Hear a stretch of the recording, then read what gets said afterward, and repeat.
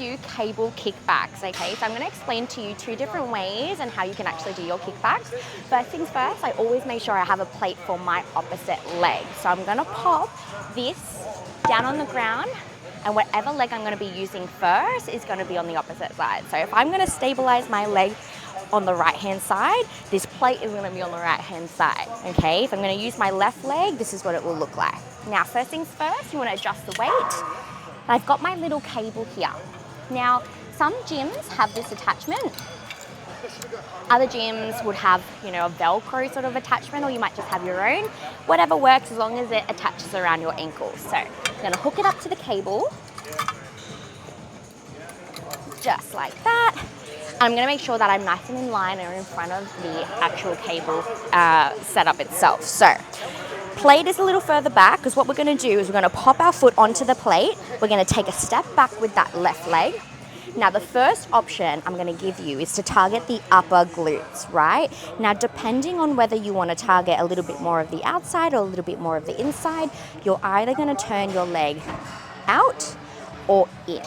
So if I want to target more of that outer glute, I'm going to turn my foot out. If I want to target more of that inner glute, I'm going to turn my foot the opposite way, which is inside. So let's just do our outer glute for the moment. So I'm keeping my torso nice and upright, core is nice and tight, slight bend in this leg, but we're not going to actually keep it bent like so. We're going to have just a very slight bend. I'm going to keep my torso up, let my foot drag forward. Now keeping the pressure in my heel and leading with my heel with a very slight knee bend, I'm going to drag across the floor and squeeze up with my glute, right? So make sure you go nice and slow to activate your glute first and foremost. Do not go up and wait until you can actually feel your glute activating. So the more you sit upright, the more you're gonna get that upper glute, right?